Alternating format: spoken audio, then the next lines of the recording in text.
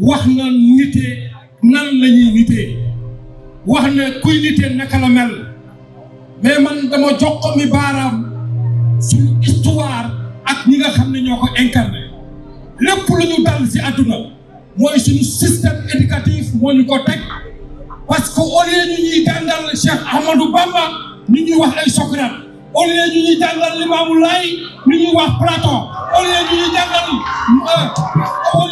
jàngal Serigne Babacar Sy ñu ñuy jàngal ay Schopenhauer au lieu ñu ñuy wax lébu yi seen organisation sociétale ñu ñuy jàngal ay nasaraan mënoon warul la jeex.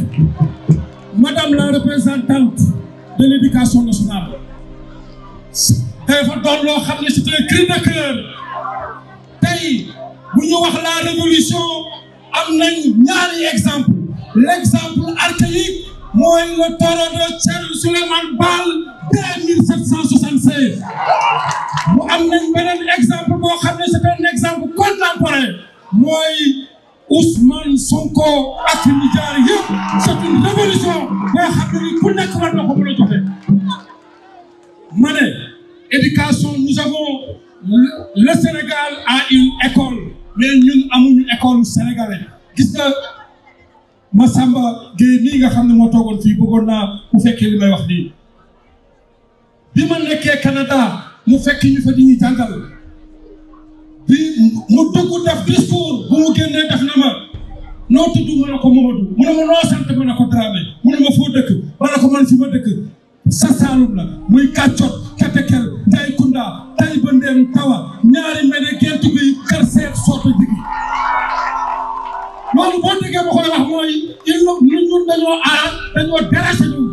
suñu système éducatif dañ ko defaat au lieu ñuy joxe des exemples ak yoo xam ne nii kenn xamul fu ñu toll nañu jox Cheikh Ahmadou Bamba nañu jox Serigne Babacar Sy nañu jox Limamou Laye nañu jox Baye Niass Cheikh al Islam nañu jox lépp l'organisation d'ailleurs fi may jeexale mooy dama dem si benn colloque boo xam ne Maroc la amoon en 2004 ñu ñuy wax impôt naka la ñuy defee impôt ma ne leen man de bu ma doon proposer le mot impôt dama koy dindi si Sénégal ñu tuddee ko zakat l'islam nous a tout donné ku am fukk joxel benn impôt boobu amul benn impôt bu ko gën foofu rek dama fay waxee ne nañu delloo suñu bopp li ñu moom enracinement et ouverture je ne suis plus d'accord enracinons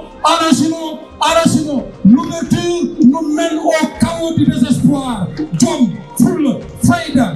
fit ngor jubal bi loolu rek moo ñu mën a jitee bàyyi sant bi di ko nuyu di ko ziyaara di nuyu assistance bi yëpp Koresh ci lay nuyu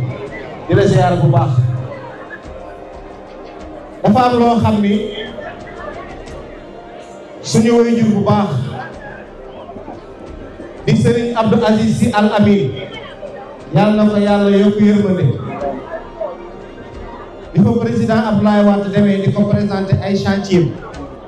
di ko wan li mu bëgg a tabax pour Sénégal daf ko ni bëgg ngaa tabax réew mi waaye bu leen fàttee defar nit ñi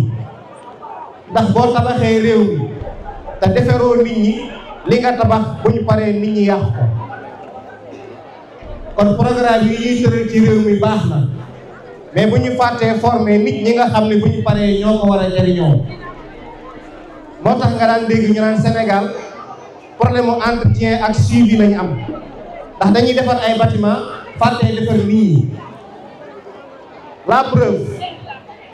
passerelle yi ñuy defar ci tali yi pour nit ñi di ci jaar di jéggi est-ce que xam nga ni 6 milliards wala 7 milliards lañ koy defar mais defaruñu nit ñi moo tax nit ñi dañ ko fay bàyyi di jéggi ci tali benn exemple muy Sonaged liggéey bu am solo dañ koy def teg seeni poubelle mais terewul ba léegi sénégalais bu naanee kaas café bi kaas da koy sànni parce que dañoo bàyyee defar nit ñi ñoo ngi wax ci contexte plan de redressement mais est-ce que sénégalais bi su nawul boppam su nawul réew est-ce que dina adhérer ci plan yi ñu koy tegal kon initiative bi am na solo li ñu war a bàyyi xel collège xam nga mooy lan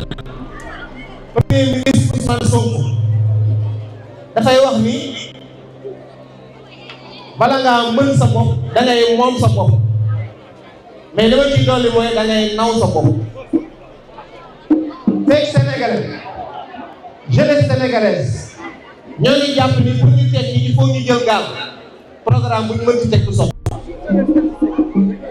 dëkk boo dem mu développé benn dénominateur commun lañ am mooy waa dëkk ba ñoo développé dëkk mooy waral ñuy dégg autorité yi fi nekk naan la xalaatuñu wala yaakaar ñu ci FMI pour développer parce que milliard bi fi mën ci dugal te Sénégalais bi gëmul boppam programme bi fi mën ci teg du sotti li may daanele professeur Sénégal il faut ñu xàmmee loo xam ne ñun ñëpp ko bokk ak loo xam ne par loo sax mën na ci yóbbu initiative bu mel nii boo seetloo doo fi gis benn drapeau parti initiative nationale la képp kuy sénégalais am nga ci sa wàll initiative citoyenne la xam nga la leen rôle Khoureychi penalty Sadio Mané Sénégal Égypte instant bi ñu koy teg di reculer di ko waaj a dóor man li ma fàttaliku ci histoire Sénégal mooy seul moment bu Sénégal yëpp bokk ndey ak baay amatul Dakar laa dëkk amul Bambali laa dëkk amul APR laa bokk amul Pastef laa bokk amul séeréer laa amul kiy tëgg la amul kiy géwél la ñun ñëpp àndandoo dóor penalty bi moo tax bu ko góol bi jàppoon du ko jig biñ paree bi ñuy jibile gisoo benn drapeau bu dul drapeau Sénégal il faut ñun ñu xàmmee loolu il faut ñu am hauteur boobu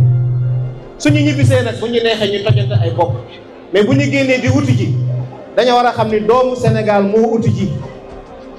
doomu Sénégal bu génnee hymne national du Sénégal lañ koy rëkkal te képp kuy sénégalais war nga cee gis sa bopp mais bul gis jëmm jiñ koy tëggal mais sa bopp. beneen bi des à la jeunesse sénégalaise nañuy bañ a jaawale révolution soo ko jàngee école amul révolution boobu def bu def moins de 5 ans toolu golo du ñor am na loo xam ne soo bëggee mu sotti da ngay xaar mu ñor soo demee dans les pays développés ñi ko def ni mu mel ñu bari ci ñoom fekkee wuñ ko dafa am nag ay baatu olof yoo xam ne moo ñu yàq naa ci jël ñaar bi ci jiitu xam nga ban la dañoo jóge ci ñàkk jariñu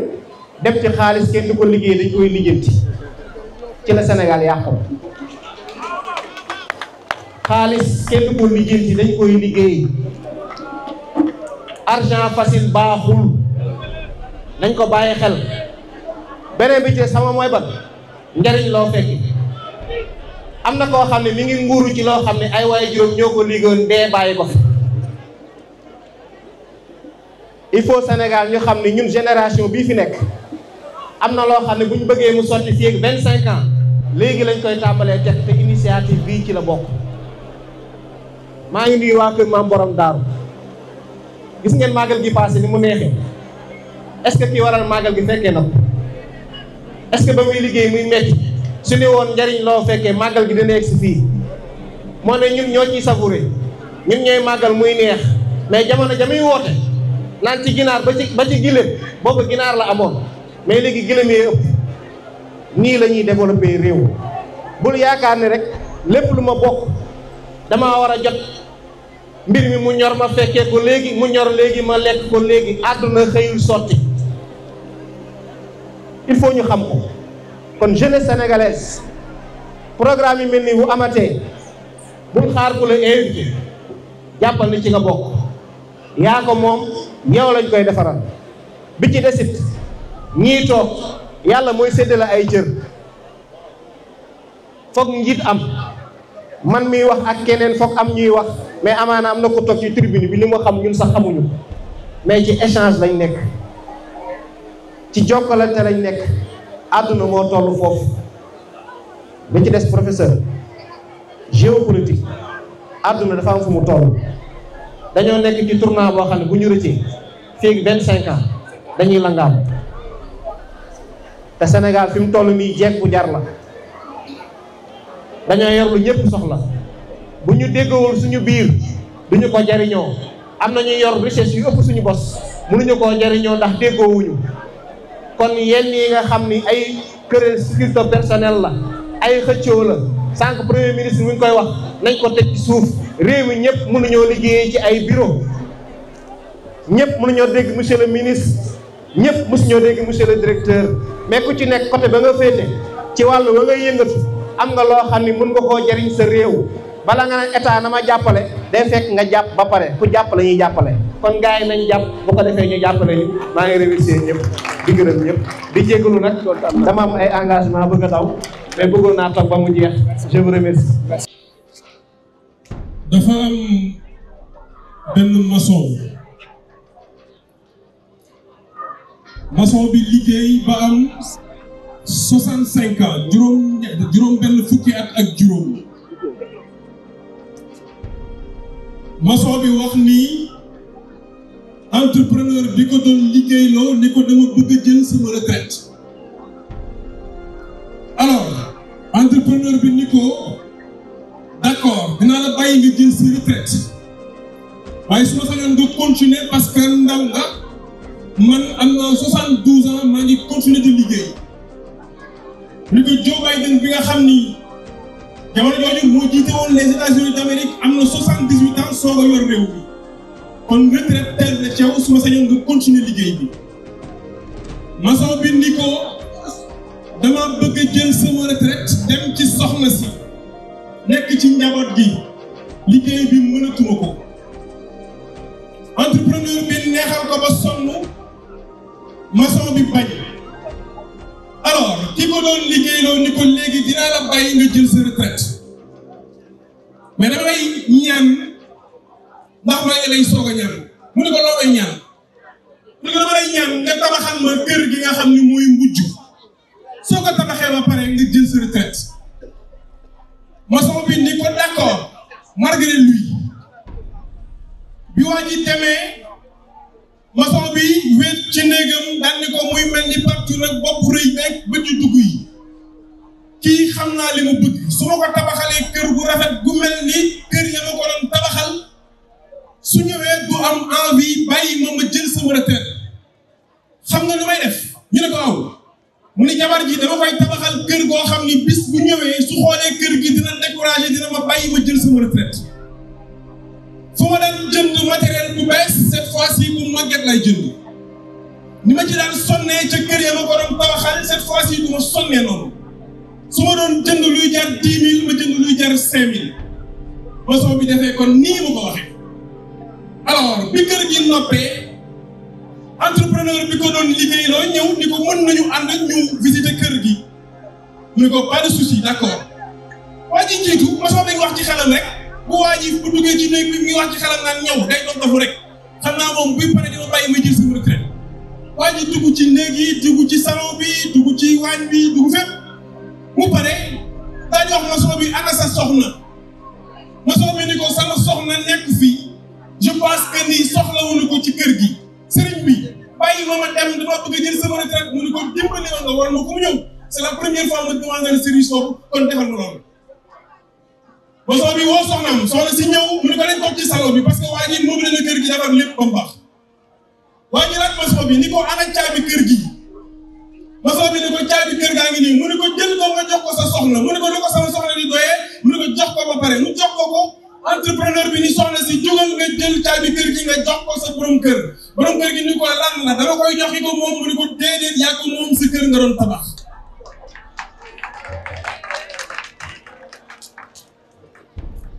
mu daal di jooy monsieur Khouraychi daal di toj waa ji ni ko lan moo tax teewam wax ne ma sama kër laa doon tabax mu ni ko tabaxoon te cadeau surprise lay doon yéene néeg la ma bëgg nga doxal ci kaw yéene néeg la waaye man leneen laa koy jàngee mooy ku nekk ci ñun ëllëg kër gi ngay dëkk yaa koy tabax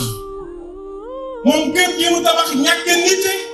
ak nitee digu moo ko dugg ba tax mu tabax kër gu ni mel waaye su nite woon dina ko def kam ni mu waree parce que looy defal sa bopp wala nga koy defal nit jàppal ni sa bopp nga koy defal wala sa bopp nga koy defal. bu ko defee maa ngi nuyu ñi nga xam ne ñoo nekk ci assistance bi di nuyu le colonel Kambel Dieng colonel maa ngi lay nuyu bu baax a baax di nuyu Mouhamed Chérif Gueye ndax moom itam sama waay la lool moom sama gayen la waaye di nuyu nag Arona maa ngi lay nuyu sama waa ji ji la bëggee sëriñ bi kaay dafa am la wax léegi Cheikh Ahmadou Bamba Khadimu Rasul dafa wax ni nabbahtukum ma'an ala qaddin badali qabla an ara ridan wa bada day wax ni li tax li ñu bëgg amaguñu ko mooy dañuy jël ñoo xam ni du ñu ñun di ko jàngal suñu ndaw ñi pour ñu nite nag professeur Arona il faut ñu jël ñi ñu am jàngal ko xale yi dégg naa ngeen wax ni kun kaati man dugal nañ ko ci école bi waaye kun kaati man li durri wal buusa danal qasd wa ta'allul jilaya muta'allimu wa loolu xale bi nekk jardin soo ko jàngalee kooku su màggee nekk université bu ñu ko fayal bourse du tax benn bus ñu ne la Cheikh ñu jàngal la ki ñu tuddee Alaaji Abdoul Aziz Sy Dabakh dafa gane àdduna moom Alaaji Abdoul Aziz Sy Dabakh li ñu koy tuddee borom 40 ans zéro faute lu waral loolu mu gane àdduna Cheikh Serigne Babacar Sy nee na ma ñëw Ndar maa ngi ndokkale si Alaaji Malick ci gane àdduna Alaaji Abdoul Aziz Sy Dabakh nee na bi ma ñëwee maa ngi ko fekk mi ngi ko leewu boobu ay semaine la am de Alaaji Abdoul Aziz Sy Dabakh nee na di doxantoog moom bi muy doxantoog moom Maodo mi ngi ko wéyal nan ko yaa xuddati fii shiddati in lam akun anta faman yunqizuni min ar-rada yaa saaxibal fi'lil xasani nan ko yow bi ma préparé ci jamonoy njàkkare bis bu ma demee ba nekk ci tartar ak kenn mënu ci génn guddi wala Abdoul Aziz Sy Dabakh kooku nag mooy borom 40 ans zéro faute président Abdou Diouf moo bind dans ses mémoires mu ni dëkk bi su ma mosaan a dem ba jaaxle dëkk bi jax ma tiit ci dëkk bi président Abdou Diouf nee na damay dem seeti Alaaji Abdoul Aziz Sy Dabakh nee na su ma ko seetee bu ma tëjal bépp bërëb bu ñuy fawee nee na su ma tëjee bërëb yi ñuy fawee nee na li ma jaaxaloon ci góor gi mooy heure bu ñaanee borom bi def tamuru layaali bi nafsi wa maali fa yaa xawmu maali anil mawti saali nahaari jidaalun wa laylin jidaalun wa xawli rijaalun ala misli xaali tariqi tawiilun wa zaadi xaliilun wa ximli saqiilun fa kayfa ixtiyaali araa uzma zanbi fa yashtaddu karbi ولكن ربي عظيم النوالي فيا ذا الجلال ويا ذا الجمال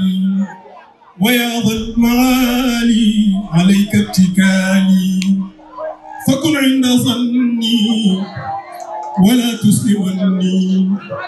ولا تخذلني بسوء فعالي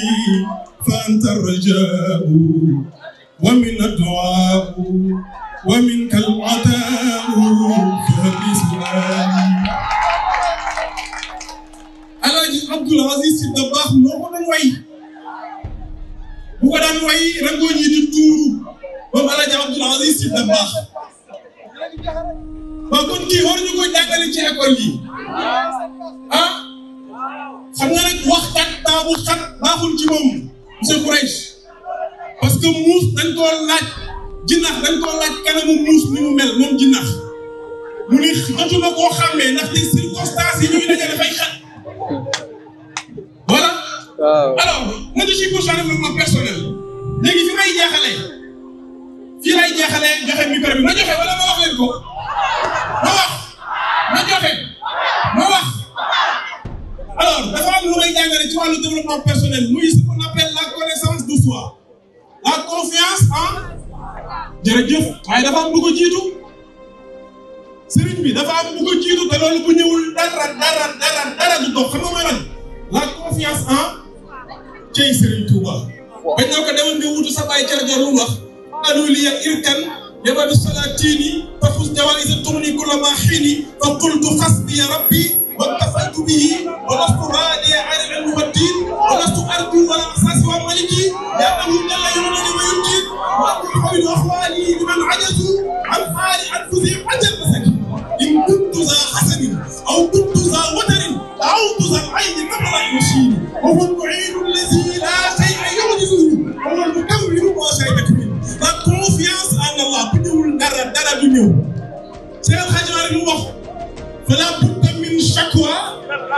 ila Allahi qurbati ndax lan fama li ghayri Allahi kabiru kasati xam nga lu waral la confiance en Allah ma jox leen exemple ci ñett ñi nga xam ne ñoo fi nekk ba tëjee ko dama ko dégg moom le président Ousmane Sonko ma bëgg ngeen tàccul ma ko rafet na ko bëgg yàlla moo ma nekk ci moom moo bëgg aw mën na ci dara dama ko bind am yéen waa gauche yi ma bàyyi politique bi ma ne leen Ousmane Sonko dama ko bëgg mën nga ci dara peut-être mën naa ma dal ma junum Leyla ma ma dal amul ala diyaari Leyla bu qabbilu sal jidaar wa sal jidaar ba ma xubbu diyaar ma naa bi qalbi wala ki xubbu man fekk na diyaar je passe devant les maisons de Leyla embrassant ce mur et cet autre mais ce n'est pas l'amour des murs qui ont apporté mon cœur mais l'amour de cette cabine dans ces demeures xam naa ni fi mu toll nii yaa ngi wax ni temps bi jeex na waaye yaa ngi ne daal rek dugul na pare garsa li ñëwal jël sëriñ bi man ndongo daara la bu nekk pour développement personnel ndax da am su leen neexee ma digal leen ci waa Koungheul ndax jàng naa leen bi ko Ibo ci wàllu engagement doon honte aux penseurs qui se mutilent et ça va chanter inutile par la porte de la cité soo waxee la man ni mu wax ba ni mooy honte à qui peut chanter pendant corrompu si la lampe et la lyre et les yeux de Néron pendant que l'incendie environnemental surgit et tape au palais du jour au pantalon honte à qui peut chanter pendant que sa femme souffre de ses fils voilà votre employé pour chaque citoyen de l'énergie en France de son foyer xam naa ko soo waxee ma bouche sera la bouche des malheurs qui n'ont point d'âme ma voilà li ma gis ci sa kaso bi xam naa ko waaye li ñu am nag kenn amul moom mi Ousmane Sonko premier ministre la confiance en Allah li ma may solo bu dul ko li nga may gisee nii man gëmuma ku dul yàlla bakkaarkat bu mag laa nag waaye moom rek laa wóolu te dama ko jël ci moom dama ko dégg moom mu ni man yàlla rek laa yaakaar akam maa touché ba mu waxee loolu fekk mu ngi newoon ci kat yi mu ni man yàlla rek laa yaakaar sëriñ bi dans la vie il faut apprendre à souffrir c'est dans la souffrance qu'on se carapace c'est dans la souffrance qu'on se surpasse c'est dans la souffrance qu'on dépasse ses propres limites vivre c'est faux parce qu'une lutte peut être simple mais vivre c'est combattre dans un combat tu donnes des coups et tu en reçois si tu es moins rapide la vie te met KO et quand la vie te met KO il te sera extrêmement difficile de te relever su boobaa mooy yàlla bu ma xoolal sa noonu yi sotti bu seen bëj ak tànn sa dafa lu ñu bëgg ak ñi nga xam ne amul dul new doomu aadama boo gis ñaar ñi ñoo ko wër mooy noonu bu pexeem dul jeex wuti bu xolam dul feex mooy ne waroon Alaaji Ousmane Sonko mi qu'est-ce qu'il a fait mu ni yàlla rek laa yaakaar ñu ràññee ko de la fonction publique loolu mooy administration Sénégal moom xaw ma kan ñu ne ko aw waaye yow moom dana ci bokk loolu la siy fii may wax ak yéen il est le chef de toute l'administration sénégalaise ku mu loolu Allah ki nga xam ni mooy président assemblée nationale mu tudd dañ ko takkal bracelet élect ñu ne ko xaw ma kan waaye doo demati doo dem doo dikk ñu invité ko 2STV yi ndeysaan moo wax lu triste fekk ñu ko takkal bracelet yi mu ne fi mu toll nii mënutuma dem Jolof te bu fekk bu saa naa am foofu rek laay sama xel fa lay dem il est triste mu ne su may junni sax damay am problème ci bracelet bi ñu ma takkal ñu jël nguur gi lu ñu ko waxoon dootoo dem dootoo bi ñu fayee la dañ ko ban ministère lañ ko dénk mooy ministère dem ak lan màggal jot gàmmu jot mu génn waa Dakar dem ñu leen yóbbu leen pèlerin yi yàlla le président Bassirou Diomaye Diakhar Faye ma jeexale foofu dañ ko tëj prison fekk ko ci weeru koor ñu jël ko yóbbu ko lu mu sañ tapé ñu ko force da ngay dem mënu ci dara gars yi taxaw ñu wax ñu jël ko dugal ko ci biir kàttan boobu yóbbu ko moom président Bassirou Diomaye Diakhar Faye ku la tëj prison mooy lan mooy xaw ma kan mais yow moom boo aw ci li ne Allahu akbar am na jour boo xam ne xaw ma 4 avril la xaw ma ban jour la ñuy gracier ban jour la 4 avril la ma gis le président Bassirou Diomaye Diakhar Faye mu gracier ma gis ñu bind ni premier ministre mu gracier 1200 et quelques personnes ba ni allahu akbar te ñu jàppoon yóbbu ko ni ko xaw ma kan waaye ñu doon am liberté tey jii ci bigam ci signature am ci la nit di sañ am liberté ku ma loolu kon nag in kuntu za xasanin aw kuntu za watarin daawtu zal ayni fadla ray wasin wa salaamu aleykum wa rahmatullahi wa barakatuh maa ngi tudd bu baax a baax waaw kay jërëjëf maa ngi nuyu ñëpp di leen siyaare Arona sama frère maa ngi koy nuyu bon moom c'est une personne boo xamante ni dama ko apprécier loolu programme bi nag nité la ñu wax nité dañu lancé programme nité mais lan mooy nité ba pare nité mooy lan nité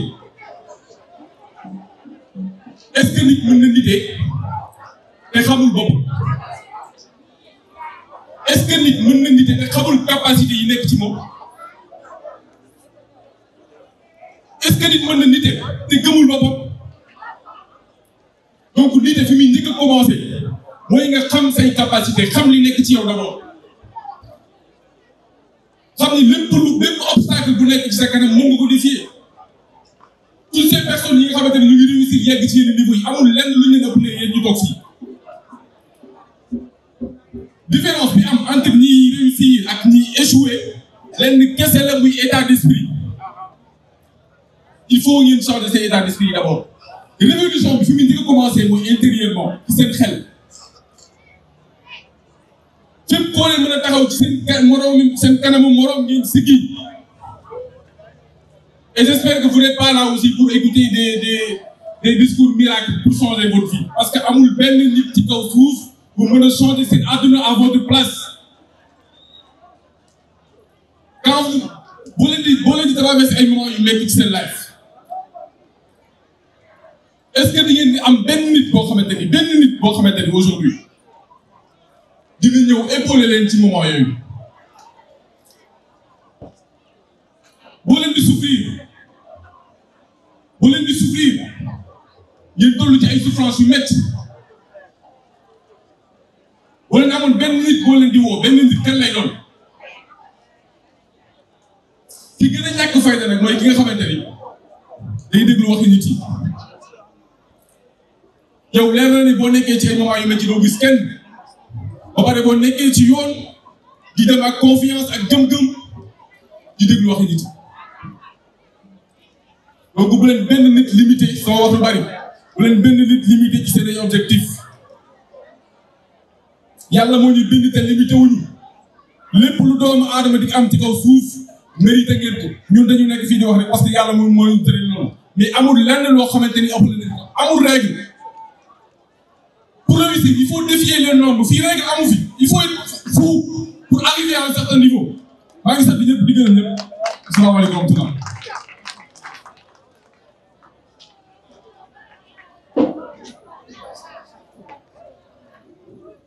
asalaamaaleykum maa ngi nuyu ñëpp aussi si turam si seen tur ak seen sant di nuyu les autorités yi fi nekk di nuyu mon président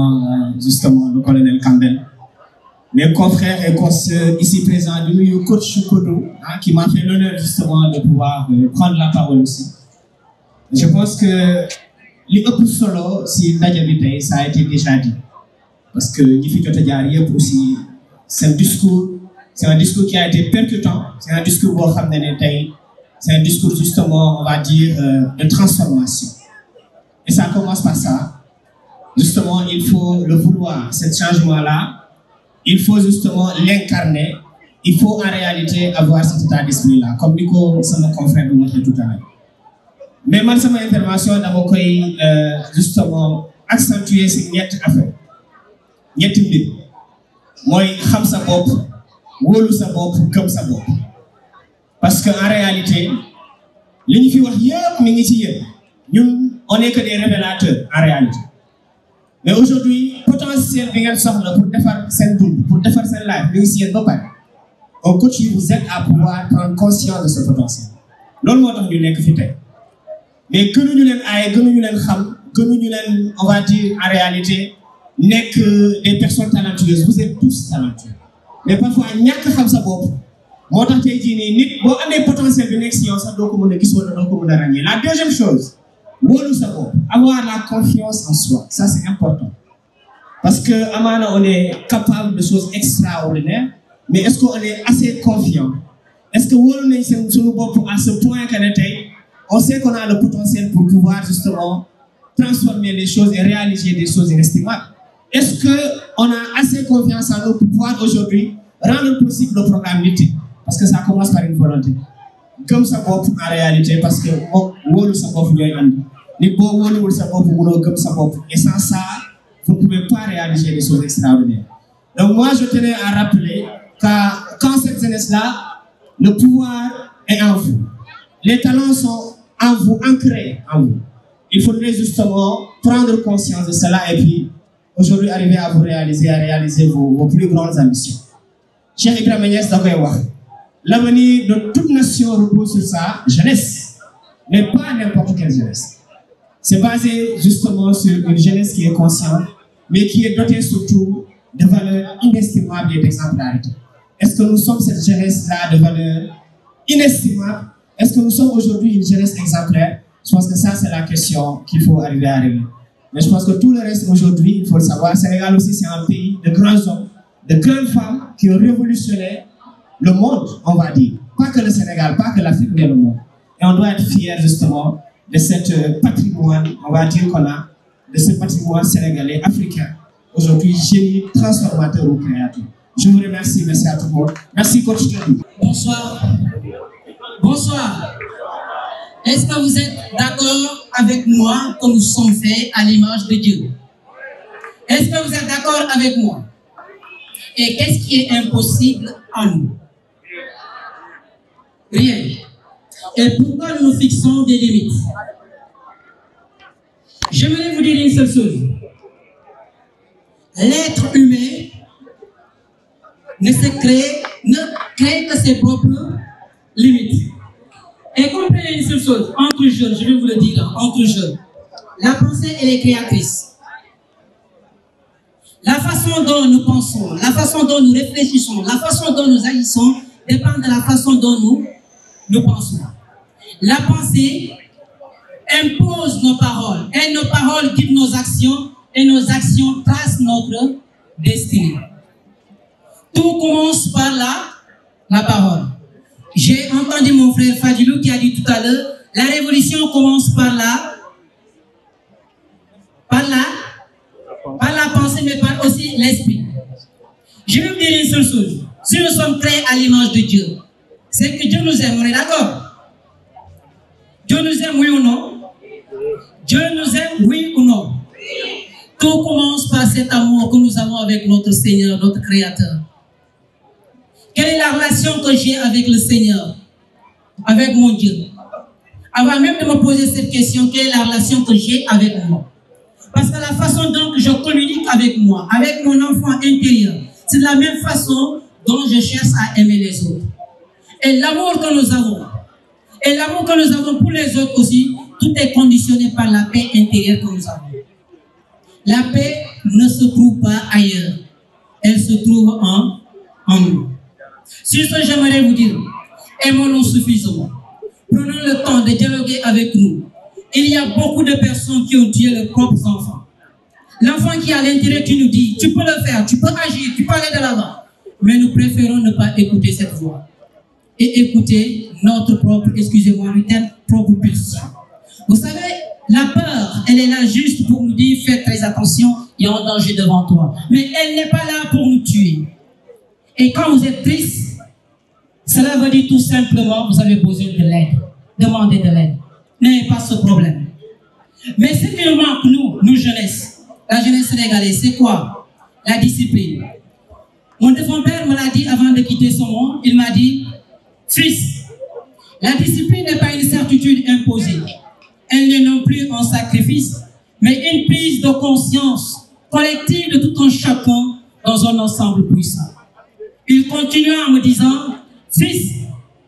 sans un miracle éducatif, il n'y aura point de miracle politique, ni économique, ni culturel. L'éducation doit être au centre de nos préoccupations avant tout. Et pour ce faire, nous devons tous nous donner la main pour atteindre l'objectif que nous nous sommes fixés. Moi, j'ai l'habitude de le dire, je vais le répéter ici. Moi, j'ai 2 questions qui me poussent à ne jamais abandonner. Pourquoi je suis en vie? Le pourquoi, moi, et pas les autres. Pourquoi je suis en vie? Ça pourrait être une autre personne, pas moi. Et pourquoi moi? Parce que tout simplement, Dieu a mis quelque chose en moi que je dois partager avec mes semblables. Dieu a mis quelque chose en moi qui sera utile à mon peuple, à ma communauté. Donc, chacun de nous a une forte responsabilité. Et cette responsabilité doit s'exercer dans l'humilité, dans la confiance, dans la connaissance de soi, mais dans l'estime de soi. Aimez-vous suffisamment. Cela ne veut pas dire que vous devez détester les autres. Il y a l'amour que j'appelle l'amour égoïste. Aimez-vous suffisamment. Et ne laissez personne vous arracher cette paix intérieure. C'est pour vous. Vous ne pouvez pas prétendre aimer une autre personne alors que vous ne nous aimez pas. La fidélité commence par soi-même. Si vous n'êtes pas fidèle à vous-même, vous ne pouvez pas être fidèle à une autre personne. Donc, tout commence par soi et finit par soi. Chers autorités, merci de votre aimable attention.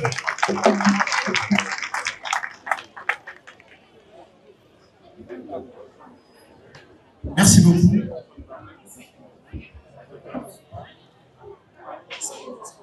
Merci beaucoup.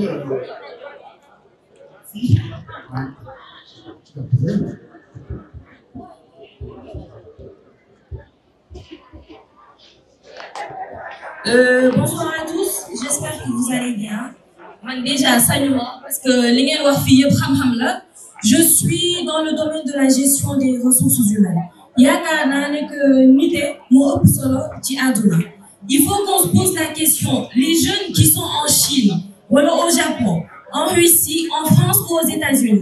lan lañ ñu ëppale ba ñun waruñu ko mën a def pour doxal suñu réew. En fait, c'est cette question qui se pose. Ce n'est pas une question de volonté ni une question de connaissance. C'est une question de discipline. Et tout être qui est discipliné se verra réussir tout ce que cette personne entreprendra. Je m'excuse, je perds mon français, je suis un peu fatiguée. Je vous remercie. Merci beaucoup. Mohamed Chérif, s'il vous plaît, des applaudissements pour notre Mohamed Chérif Gueye.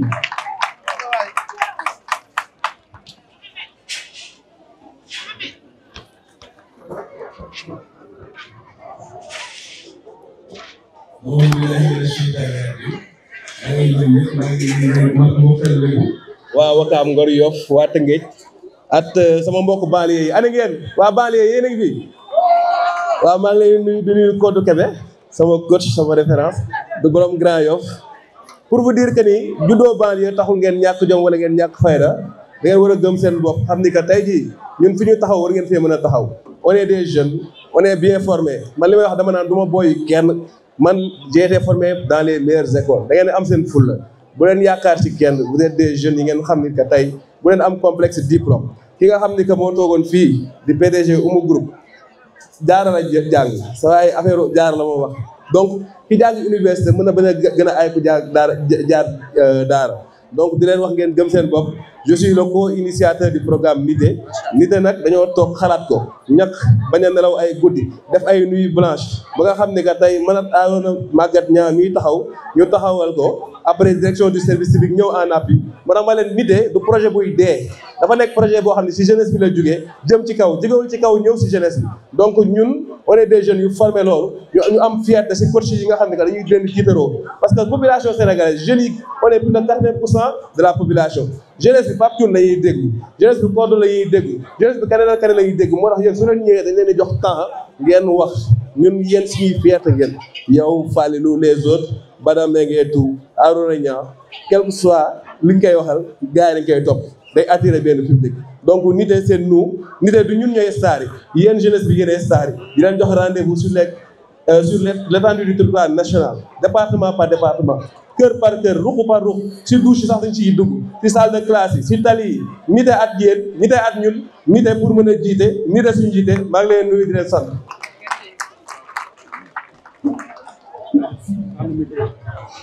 Merci coach. jaajëf non tey du ma coach jox naa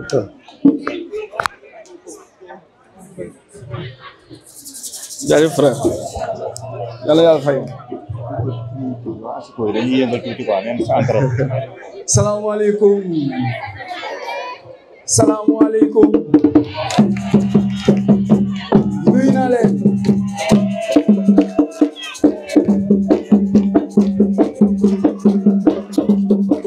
merci beaucoup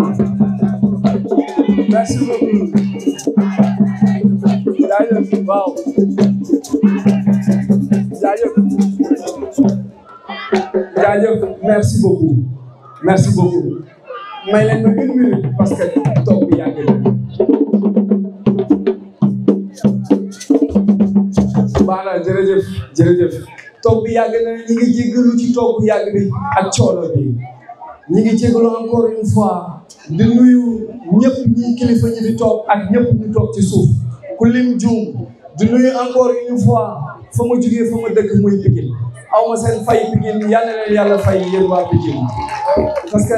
taxaw ngeen ñëw ngeen jàpp ngeen si Mohamed Chérif sama co-initiateur expliqué na projet bi mënu fi nekkaat di ko guddal parce que xam ngeen concept bi te ku leen wax nite xam ngeen li ñu bëgg a wax dinañ wër département yëpp région yëpp dinañ dem fépp ci Sénégal fekk fa nit ñi ndaw ñi waxtaan ak ñoom ba nu gën a gëmaat seen bopp ba nu gën a xamaat seen bopp parce que jàpp na ni sunu sous-développement bi ñàkkum xam la ak ñàkkum gëm te jaar nañ fi ñu war a jaar am nañ ñi ñu war a déglu Pape wax na ko Dramé wax na ko